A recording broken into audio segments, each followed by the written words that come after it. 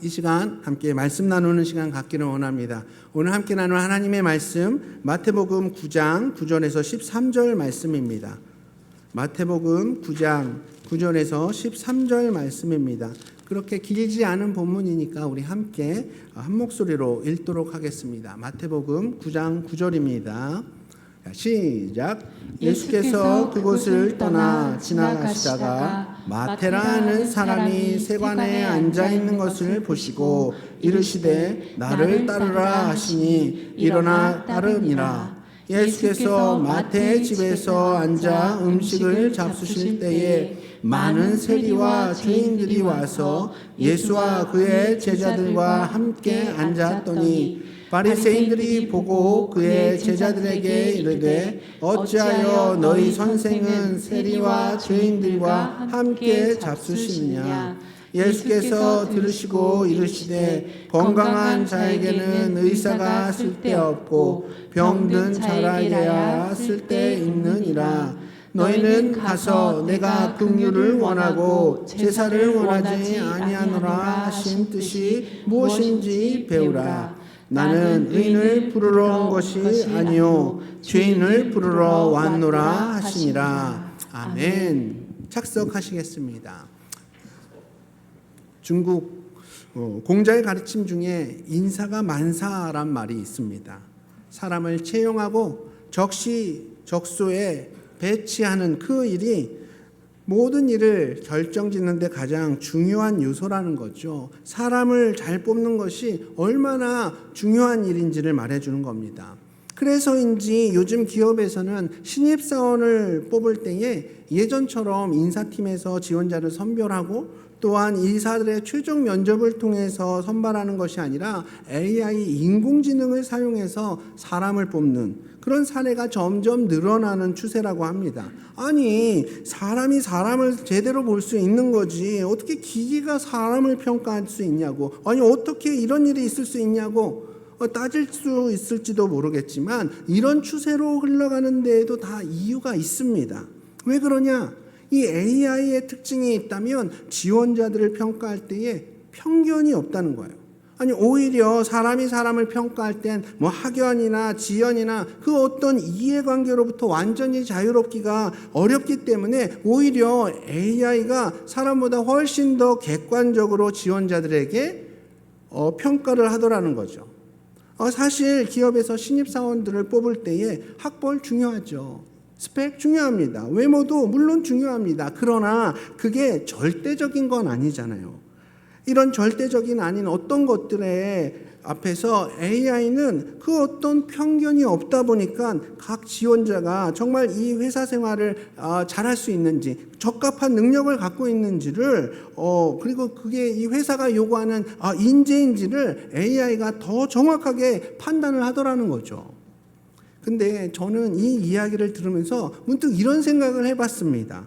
여러분들 이 질문에 대해서 속으로 한번 생각해 보시면 좋을 것 같아요. 만약에 AI에게 예수님께서 함께 자신의 공생애를 이뤄갈 그런 12명의 제자를 뽑으라고 이렇게 했다면 과연 AI는 베드로를 비롯한 이렇게 성경에 기록된 12명의 예수님의 제자들을 그대로 뽑았을까요? 아니면 다른 이들을 뽑았을까요? 오랜만에 손 한번 들어볼까요? 가정을 하겠습니다. AI가 2000년 전에도 있었다고 이렇게 생각을 하고 그래서 예수님이 입력을 하는 거예요. AI에게 함께 나와 사역할 12명의 제자들을 뽑아줘. 이렇게 얘기를 했다면 AI는 실제로 예수님이 선택했던 베드로, 요한, 마태, 야고보 이런 12명의 제자들을 예수님이 뽑았던 거와 같이 똑같이 뽑았을까요? 1번 뽑았다. 2번 뽑지 않았을 거다. 자, 뽑았을 거라고 생각하시는 분 손 한번 들어보십시오. 용감하게, 두 분, 세 분, 소신 있고 아주 좋습니다. 네, 예준이까지, 5분. 그 외에, 2번, AI가 그대로 뽑지 않았을 것 같다라고 생각하시는 분, 훨씬 많으신데, 네, 맞습니다. 우리 처음 손 드신 분들은 너무 AI를 맹신하시는 것 같아요. 우리는 AI를 믿을 게 아니라 예수님 말씀을 믿어야 되는데 어쨌든 좋습니다. 소신 있게 행동하시는 거. 아마 저도 안 뽑았을 것 같아요. 왜냐하면 그 당시 예수님의 제자들은 세상적인 기준으로 봤을 때 너무너무 평범했거든요. 심지어 함께 사역하기에는 너무나도 부족한 사람들이었어요. 예수님의 제자로 부름받기에는 그들은 너무나도 미흡한 부분이 많았습니다. 12제자 가운데 어느 한 사람도 학문적으로나 지식적으로나 특출난 사람 없었고요. 또한 유명한 연설가나 당대 사람들로부터 인정을 받고 있던 그런 사람도 한 명도 없었습니다. 사실 복음서에 보면 그 당시 유명한 종교 지도자들이 간혹 나오거든요. 가말리엘이라든가 아리마대 요셉, 니고데모 같은 그런 유명한 사람들도 나오고, 이렇게 당대 유명한 인사들에 비하면 이 12제자들 정말 그 지도자들의 발 뒤꿈치도 못 따라갈 만큼 형편없던 사람들이었습니다. 특별히 12제자 중에 누구요? 오늘 본문 가운데 나오는 마태. 이 마태를 예수님께서 제자로 부르시는 장면은 많은 이들의 예상을 완전히 뒤엎는 그런 사건이었습니다. 왜냐하면 마태의 직업 때문이었어요. 마태의 직업이 뭐였을까요? 세리였습니다. 네, 세리였어요. 그 당시에 세리는요, 사회적으로 가장 멸시받던 계층 중 하나였습니다.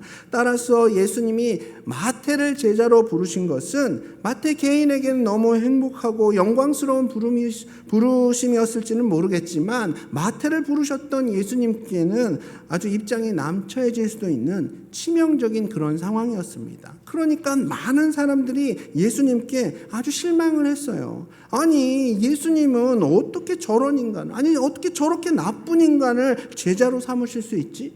혹시 예수님도 저 나쁜 세리들과 한 통속인 거 아니야?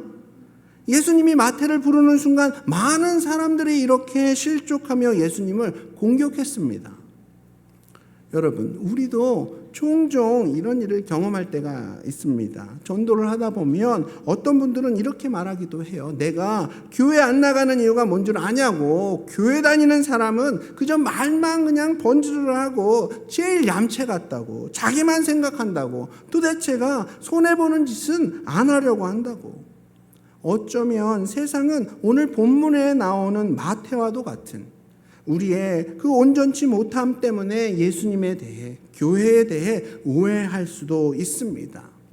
그럼 우리에게 이런 질문이 생기겠죠. 왜 이렇게 허물 많고 오점 많고 세상 사람들로도 이렇게 세상 사람들도 인정해 줄 수 없는 마태, 그리고 저와 여러분을 우리 주님은 왜 당신의 제자로 부르셨을까요?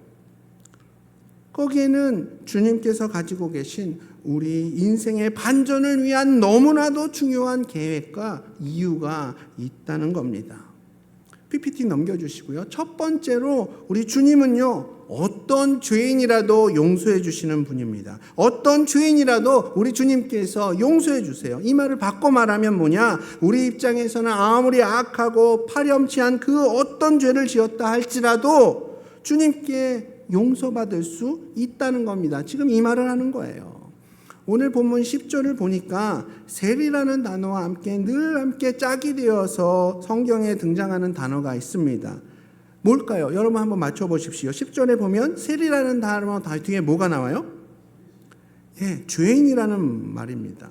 복음서 여러 곳에 보면은 세리라는 단어가 나오면 그 뒤에 뭐가 따라 나오냐? 죄인이라는 말이 따라 나오고, 죄인이라고 하면 그 뒤에 뭐가 나와요? 세리라는 단어가 이어져 나오는 경우가 꽤 많습니다. 예수님 당시에 죄인 하면 딱 떠오르는 사람들이 세리였고, 세리하면 사람들은 딱 죄인이라고 인식이 되어지는 거예요.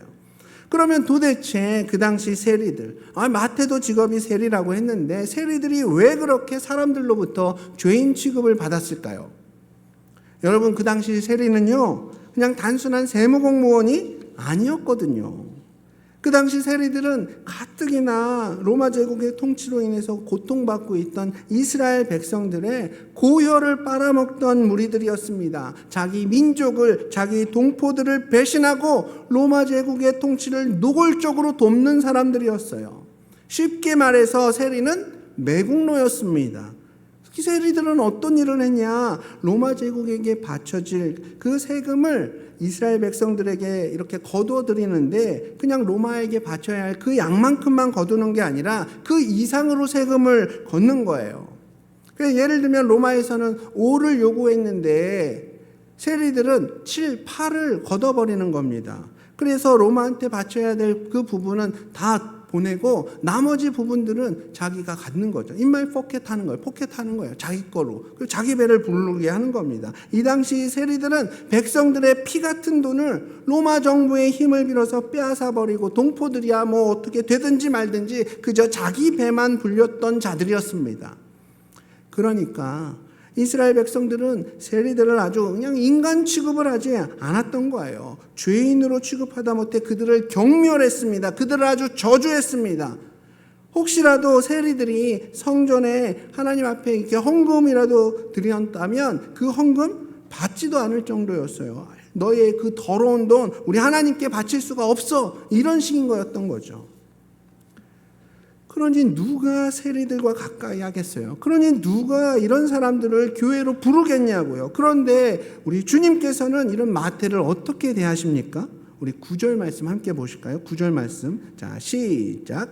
예수께서 그곳을 떠나 지나가시다가 마테라 하는 사람이 세관에 앉아 있는 것을 보시고 이르시되 나를 따르라 하시니 일어나 따르니라. 아멘. 예수님은 죄인 중에 죄인 마태가 앉아있는 그 세관 앞을 지나시다가 마태를 부르신 겁니다. 여러분도 아시겠지만 우리 예수님의 사역을 보면 어느 걸음도 헛된 걸음이 없었거든요. 이른 아침부터 늦은 저녁까지 예수님께서 행하셨던 그 모든 사역의 행보에는 다 계획이 있었습니다. 그러면 예수님께서 죄인 중에 죄인이었던 이 마태가 앉아있는 세관 앞을 지나갔다는 것은 예수님의 그 의도적인 발걸음이었다는 거예요. 물론 사람들은 그걸 몰랐죠. 그 의도적인 발걸음 속에서 사람들은 세리였던 마태가 앉아있는 모습을 보면서 오히려 눈살을 찌푸리면서 얼굴을 돌렸을 겁니다. 에이 저 더러운 인간, 에이 저 사람 같지도 않은 놈, 이렇게 저주하면서 그들의 등을 획획 돌렸을 거예요. 근데 이상한 건 예수님은 그 길을 걸어가시다가 세리였던 마태를 보면서 보통 사람들처럼 외면하는 게 아니라 피해가는 게 아니라 경멸하는 것이 아니라 오히려 정반대의 행동과 말씀을 하시더라는 겁니다. 마태의 일터 세관 한가운데로 들어가시고 그 누구도 상상하지 못했던 마태를 자신의 제자로 부르신 겁니다. 마태야 나를 따르라. 사실 마태는요 외면해야 될 사람이었어요. 마태는요 혹시라도 교회에 오겠다 그러면 멀리 가라고 내쫓아야 할 사람이었습니다. 마태는요 교회마저도 감당하기가 힘든 동네 안에서 모든 사람들이 그를 향해 수군수군거리는 그런 죄인 중에 죄인이었어요.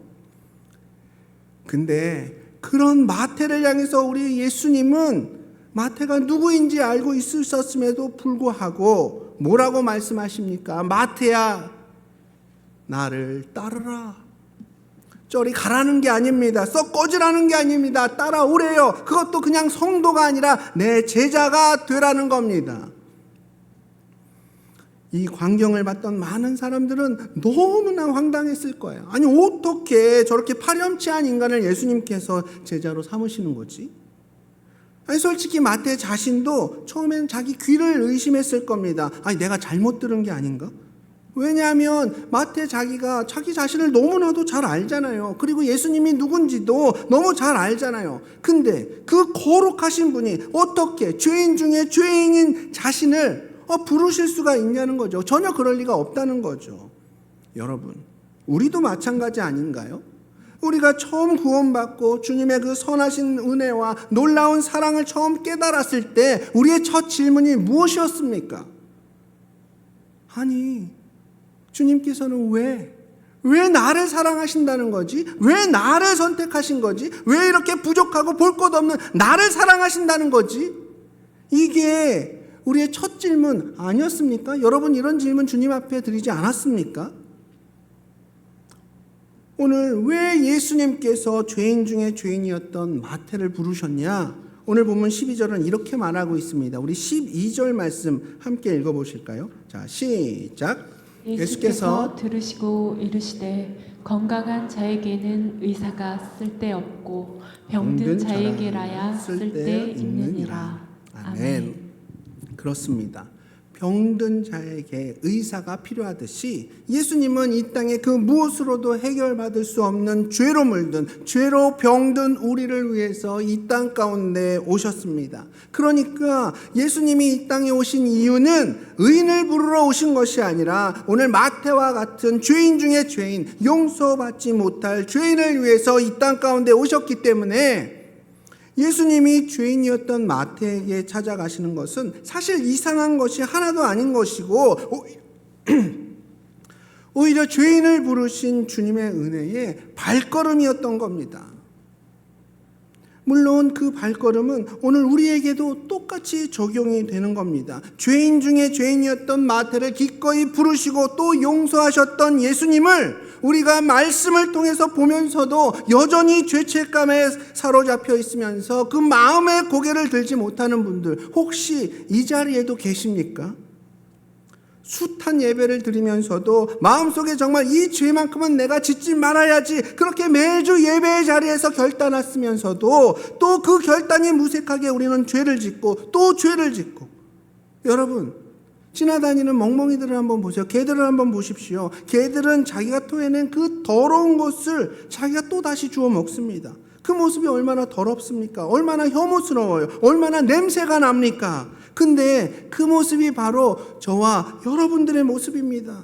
계속해서 먹지 말아야 할 것을 먹고 다시 뱉어버리고 또 다시 그것을 먹는, 우리가 생각하지 말아야 할 것을 다시 생각하고 그것을 다시 뱉어버리고 또 다시 그것을 생각하는 이런 경우가 우리 삶 가운데 얼마나 많은지 몰라요. 그러다 보니까 예배를 드리는 이 순간마저도 주님의 은혜에 대해서 더 이상의 기대감이 없는 거죠. 왜 맨날 내 삶은 이런 걸까? 아니 어차피 또 난 죄 앞에서 넘어질 텐데 내가 내 스스로를 생각해도 난 구제불능인 것 같아. 이런 생각이 우리의 마음을 꽉 채우고 있는 겁니다. 맞습니다. 저는요, 여러분은요 또 그럴 겁니다. 이 예배가 끝나고 저 문을 나서기 전까지는 내가 그렇게 살지 말아야지, 정말 이 죄를 멈춰야지라고 결단했을지 모르겠습니다. 그리고 그 죄를 우리 삶 속에서 끊어내야 되겠다 이렇게 결심하셨을지 모르겠습니다. 그러나 우리는 우리의 삶 속에서 또 그 죄를 반복해서 짓게 될 겁니다. 그러나 여러분, 우리는 또 그럴지 모르겠지만 주님께서는 이런 우리에게 무슨 말씀을 해주시냐? 바로 로마서 5장 20절에 뭐라고 말씀하고 계십니까? 그러나 죄가 더한 곳에 은혜가 더욱 넘쳤나니. 우리는 늘 죄의 수렁 앞에 넘어지지만 아주 넘어지지 않는 것은 내 죄의 크기가 작기 때문이 아닙니다. 그 내 죄의 크기보다 우리 주 예수 그리스도의 용서와 은혜가 훨씬 더 크고 넓기 때문입니다. 아무리 쓰레기통 같은 더러운 내 마음이라고 할지라도 그것을 덮고도 남을 만큼 넓고 넓은 주님의 십자가의 사랑이 우리의 마음을 채우기 시작하면 여러분 어떻게 되는지 아십니까? 우리는 다시 일어설 수 있는 거예요.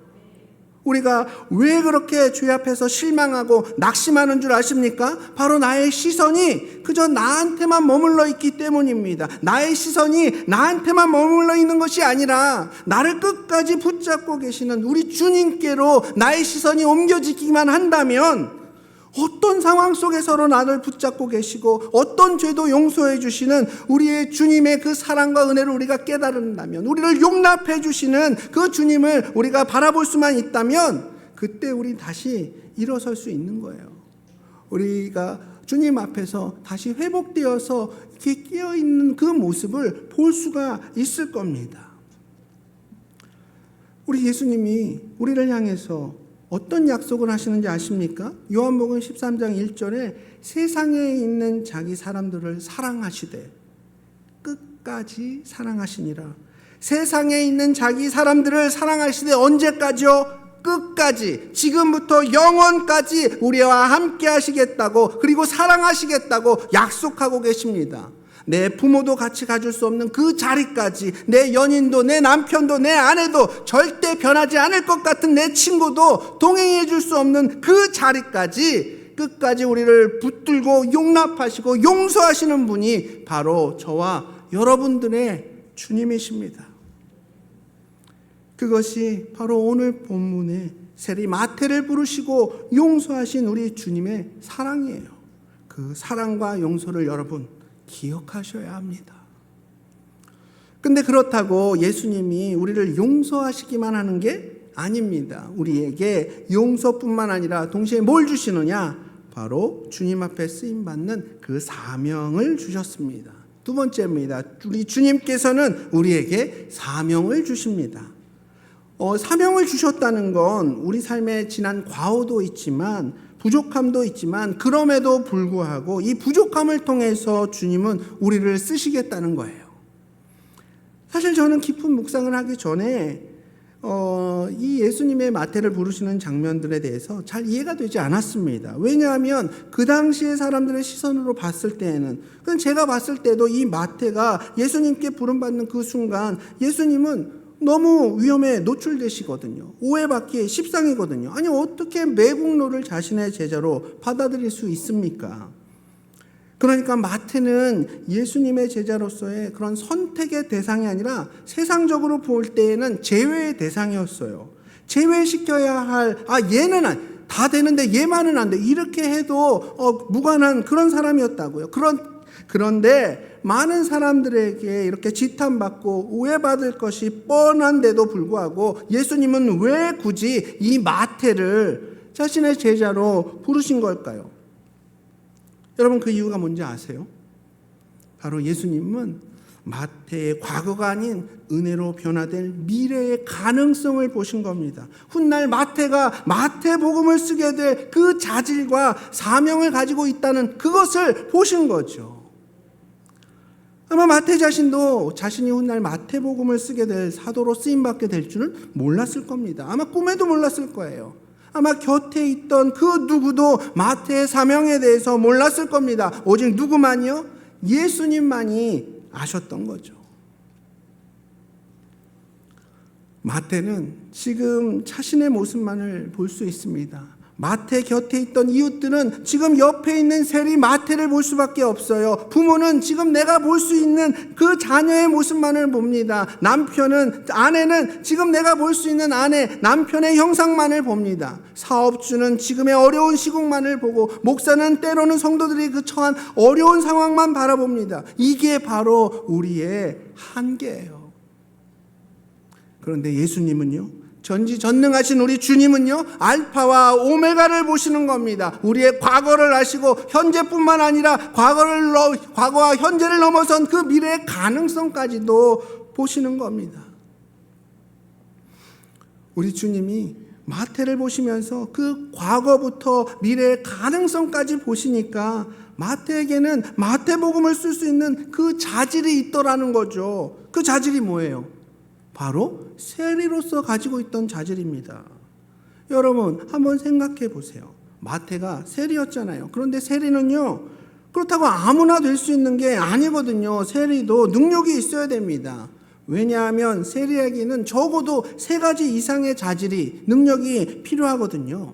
첫 번째로 굉장히 꼼꼼하고 정확해야 합니다. 엉성하면 안 되겠죠. 꼼꼼하고 정확해야 수많은 장부들을 실수 없이 정말 정확하게 관리할 수가 있는 겁니다. 두 번째로 체계적인 정리 능력이 필요해요. 지금 시대에도 복잡한 세금 체계를 우리가 다 알지 못하니까 우리가 세무사나 회계사의 도움을 받아서 이렇게 세금을 정리하지 않습니까? 예수님 당시에도 세금 체계가 복잡하다 보니까 그걸 이해할 수 있고 정리할 수 있는 그런 사람이 필요한 거예요. 그러기 위해서는 체계적이고 어떤 지적인 그런 정리 능력이 있어야 했습니다. 그리고 무엇보다도 언어 능력도 필요했습니다. 그 당시 세리는요, 언어에 능통해야 됩니다. 왜냐하면 로마에 빌붙기 위해서는 그냥 되는 게 아니거든요. 로마는 공식적인 문서에서는 라틴어를 썼고 생활 속에서는 헬라어를 썼기 때문에 라틴어와 헬라어 다 구사할 수 있어야 돼요.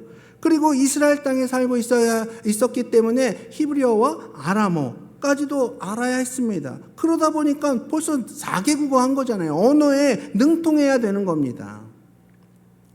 그러고 보니까 마태는 사실 엄청 능력 있는 사람이었어요.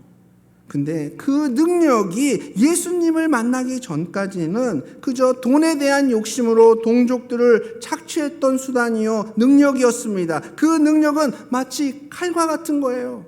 이 칼이 도둑한테 들려지면 그 칼로 도둑놈이 뭐 하겠습니까? 강도질하겠죠. 반면에 그 칼이 의사의 손에 쥐어지면 의사는 그 칼로 사람의 생명을 살릴 것입니다. 그래서 모든 사람들에게 있어서 어떤 능력은 일단은 뭐냐? 하나님께서 주신 은사고 하나님께서 주신 은혜입니다. 근데 이 은사와 은혜를 예수님을 믿기 전에는 세리로서 백성들의 돈 도둑질하는 그런 일에 쓰는 능력이었는데, 이제 마태가 예수님을 만나게 되니까 어떻게 돼버립니까? 그 은사는 마태복음을 쓰는 능력이 되어버린 겁니다. 사실 복음서 가운데 마태복음은 다른 복음서들에 비해서 굉장히 정밀하고 체계적으로 기록되어 있습니다. 특히 5장에서 7장까지 나오는 예수님의 그 산상수훈을 보면 예수님의 그 말씀을 주제별로 그냥 체계적으로 얼마나 잘 정리해 놨는지 몰라요. 그래서 본문으로 산상수훈을 잡을 때에 다른 복음서들도 있지만 마태복음을 잡는 경우가 대다수입니다. 그리고 무엇보다 마태복음이 시작되는 1절 보시면 1장이 어떤 내용이죠? 마태복음 1장이 어떤 내용이에요? 네, 족보입니다. 예수님의 족보가 나오지 않습니까? 마태는 세리로서 숫자에 대해서 굉장히 감각이 뛰어났던 사람입니다. 그래서 그런지 족보를 정리하는 데도 있어서 그냥 사람 이름만 쭉 나열하지 않고 아브라함부터 예수님까지 14대씩을 끊어서 정리했고요. 그렇게 예수님의 족보를 한눈에 헤아릴 수 있게끔 숫자적으로 이렇게 기록하고 있습니다. 여기서 뭘 말하는 거죠? 주님께서 목사를 쓰시고, 주님께서 집사를 쓰시고, 주님께서 성도를 쓰시고, 주님께서는 당신의 자녀들을 쓰시는 데 있어서 그 사람에게 없는 것을 통해서 일하시는 분이 아니라는 거예요. 물론 없던 것을 생기게도 하시기도 하지만 더 많은 경우에 보면 그 사람에게 이미 있는, 그 사람에게 이미 주어진 그 은사를 통해서 주님께서 일하신다는 겁니다. 베세다에서 예수님이 2만 명의 사람들을 먹였던 그 오병이어의 표적을 보면, 물론 하나님께서 예수님께서 하늘에서 만나가 내려오게 하실 수도 있고, 또 갑자기 갈릴리 호수에서 수많은 물고기들이 육지로 막 튀어오르게 해서 그 만나와 물고기로 거기 있던 사람들을 배부르게 했을 수도 있었겠지만 예수님께서는 그렇게 일하지 않으셨어요. 어떻게 일하셨습니까? 무리 가운데 있는 걸 가지고 오라고 하셨어요. 그게 오병이어였습니다. 보리떡 5개와 물고기 2마리였습니다. 이게 뭐 얼마나 대단한 거예요. 근데 그걸 가지고 그걸 주님께 드렸더니 주님께서는 표적을 베푸셨고 2만 명의 사람들이 배불리 먹을 수 있었습니다. 주님은 지금 우리를 그렇게 부르시고 계십니다. 여러분의 지금 그 성품을 쓰기 원하세요. 여러분이 지금 갖고 계신 그 성격, 성향, 그리고 그 능력을 쓰기 원하십니다. 지금 여러분들이 할 수 있는 그것을 쓰기 원하십니다. 근데 우리는 주님이 부르시면 늘 어떻게 반응합니까? 주님, 나중에요. 제가 능력이 좀 되면 하겠습니다. 제가 좀 형편이 풀리면 하겠습니다. 우리 아이들이 좀 크고 나면 그때 하겠습니다. 이렇게 반응하죠. 그러나 정작 능력이 되고 형편이 되면 그 시점에서 우리는 하나님의 그 부르심을 기억조차 하지 못합니다. 쓰임받을 기회를 이미 잃어버린 거예요. 그렇습니다. 주님의 부르심에 나중은 없습니다. 하나님은 나중에 나를 쓰시는 게 아니라 지금 그 모습으로 저와 여러분들을 쓰기 원하십니다. 사도 바울도 예수님을 믿기 전에는 예수님을 핍박하는 사람이었고, 무엇보다 그에게는 육체의 가시가 있었습니다. 그 당시 사람들은 핍박자 바울을 부르신 예수님을 이해할 수가 없었을 거예요. 그리고 우리가 생각할 때는 바울의 육신이 더 건강했다면, 그 육신의 가시가 그에게 없었다면 그가 더 크게 쓰임받았을 텐데, 사도 바울에게 그 육체의 가시가 없었다면 하나님의 나라가 더 확장되고 그 사역의 영역이 더 넓어졌을 텐데, 우리는 이렇게 생각할 수도 있습니다. 하지만 정작 사도 바울은 뭐라고 고백합니까? 죄인 중에 괴수인 나를 부르신 그 하나님의 은혜를 기억하며 나는 더욱더 충성스럽게 신실하게 복음 사역에 매진했고 오히려 나의 약함이 내 강함이 된다라고 고백을 했습니다. 바울은 이 육신의 가시 때문에 더 하나님 앞에 간절하게 기도하게 되었고 자신의 한계를 인정하고 더 하나님을 의지할 수밖에 없었던 겁니다. 하나님께서는 핍박자였던 바울을 육신의 가시를 안고 살아가는 그 연약한 바울의 그 지금 상태를 그대로 사용하시기를 위해 그대로 사용하시기 위해서 그를 부르셨습니다. 저와 여러분들을 향한 주님의 부르심은 이렇습니다. 주님은 우리의 과거를 지워버리시는 분이 아니라 그 과거까지도 은혜의 재료로 삼아서 선하게 사용하시고 또 그것을 통해서 하나님의 나라를 더욱 견고하게 확장시켜 나가시는 분입니다. 오히려 약함 속에서 발견되어지는 또 다른 능력이 있다는 거예요. 오직 강함만이 능력이 아닌 겁니다. 그러니까 여러분, 우리 삶 가운데 무엇 하나 하나님이 주신 그 모든 것들을 다 감사함으로 받으신다면 나는 세상은 실패라고 여긴 것, 끝이라고 여긴 것, 정말 아무것도 아니라고 여긴 것, 바로 그것을 통해서 하나님은 놀랍고도 귀한 역사를 지금도 준비하고 계신 줄로 믿습니다. 사랑하는 우리 성도님들, 우리 주님께서는 우리 인생의 반전을 이루시기 위해서 일단 어떤 죄인이라도 용서해 주십니다. 우리의 그 어떤 죄보다 더 크신 주님의 그 사랑이 우리를 넉넉히 덮어주시고 안아주십니다. 이렇게 우리를 용서하실 뿐만 아니라 우리에게 사명도 주십니다. 나의 과거와 현재만 바라보시는 것이 아니라 그 가능성까지 바라보시면서 사명의 자리로 인도하시는, 그래서 우리를 죄로 그대로 두어버리시는 게 아니라 죄로 얼룩진 우리의 그 인생에도 결국 반전의 드라마를 만들어 가시는 분이 바로 저와 여러분의 주님이십니다. 주님과 함께 그렇게 놀라운 반전의 인생을 써가시는 저와 우리 성도님들 되기를 주님의 이름으로 축복합니다. 주님께서 저와 여러분의 삶 가운데 써가시는 그 반전의 역사를 이번 한 주간에도 기대하시며 승리하시는 우리 모든 성도님들 되시길 축복하며 오늘 말씀을 마치겠습니다. 이 시간 우리 두 가지 초청의 자리로 함께 하기를 원합니다. 첫 번째 초청입니다. 이 시간 주님, 제 마음 가운데에 이제 하나님이 믿어지는 은혜가 부어지기를 소망합니다. 아직 주님의 자녀로 거듭나지 못했지만 이제 주님의 자녀로 남은 내 삶을 살아가기를 원합니다. 이렇게 고백하시는 분 계십니까? 손들어 표현해 주시면 여러분들을 위해 기도해 드리겠습니다. 기도해 드릴 뿐만 아니라 여러분들을 위해서 그 복음의 길이 무엇인지 가르쳐 드리겠습니다.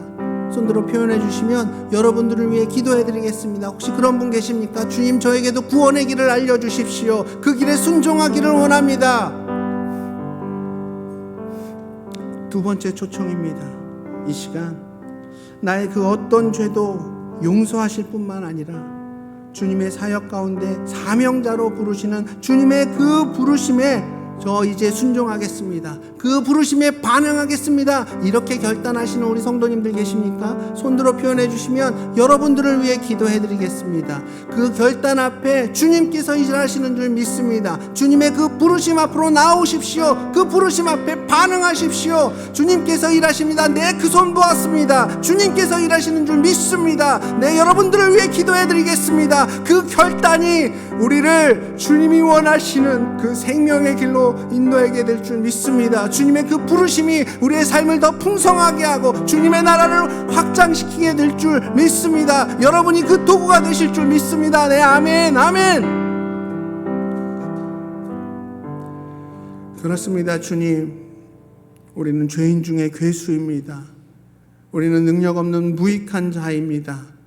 그럼에도 불구하고 주님의 그 크신 사랑과 은혜로 나의 죄를 덮으시고 우리를 그 사명의 자리로 불러주시니 주님의 은혜인 줄로 믿고 나아갑니다.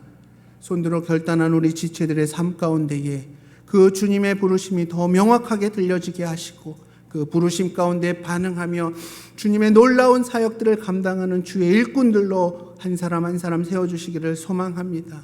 우리의 그 결단은 연약하지만 그 결단을 통해 일하시는 주님의 능력은 크고 놀랍기에 우리가 믿고 나가오니 우리의 순종의 삶을 통하여서 열매 맺어주시고 우리의 순종의 모습을 통하여서 하나님의 나라를 더욱 견고하게 세워가 주시옵소서. 이 모든 말씀 살아계신 예수님 이름으로 기도드렸습니다. 아멘. 우리 성도님들 오랜 기간 앉아 계셨는데 일어나셔서 우리 찬양하며 하나님 받은 말씀 앞에 반응하는 이 시간 되기를 원합니다.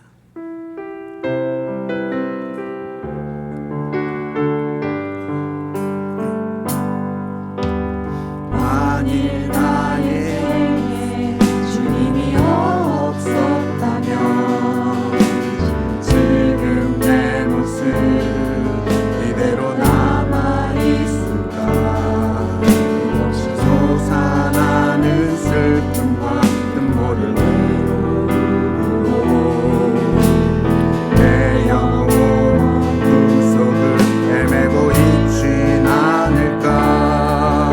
나는 아무 공로 없으나 주님은 나를 부르시려 세상에서 가장 귀한 선물을 주시고 감당할 수 없는 무게로 내 영혼 전율을 던짐을 비둘기 날개짓처럼 가볍게 하셨네. 나의 나 된 것은 오로지 주의 은혜라. 나의 동로로 되어진 것이 전혀 없도다. 나의 나 된 것은 오로지 주의 은혜라. 그는 내 영혼의 주인. 그렇습니다. 주님께서 쓰레기통과 같은 나의 인생 가운데 찾아와 주셨습니다. 나의 그 어떤 죄보다도 크고 넓으신 우리 주님의 그 사랑이 나를 덮고 안아주고 계십니다. 뿐만 아니라 부족한 우리를 들어 주의 사명의 자리로 부르고 계십니다. 주님, 그렇습니다. 지금 나의 모습은 연약하고 부족하지만 주님의 그 부르심의 자리로 믿음을 발동하여 나가길 소망합니다. 이렇게 고백하시는 분 계십니까? 우리 함께 기도하며 주님 앞에 나가겠습니다. 기도하시겠습니다. 주님, 그렇습니다. 연약한 나의 심령 가운데에 당신께서 말씀하여 주시고 그 말씀이 나의 삶을 변화시켰음을 믿고 나아갑니다. 나는 부족하나 내 안에 계신 성령 하나님을 믿고 나아가오니 주님의 그 부르심 앞에 반응하는 모든 인생들 되기를 소망하오니 복된 인생을 살아가는 우리의 앞가운데에 주의 영광이 드러나기를 소망합니다. 주님 저를 사용하여 주시옵소서. 주님의 부르심 앞에 반응하는 인생으로 쓰임받기를 원합니다. 우리의 인생을 통하여서 하나님의 나라가 더욱 견고하게 세워지게 하시고 더욱 확장되어지기를 소망하오니 그것이 나의 영광이요 나의 기쁨임을 고백하는 우리 모든 지체들 될 수 있도록 주여 붙들어 주시옵소서. 주여,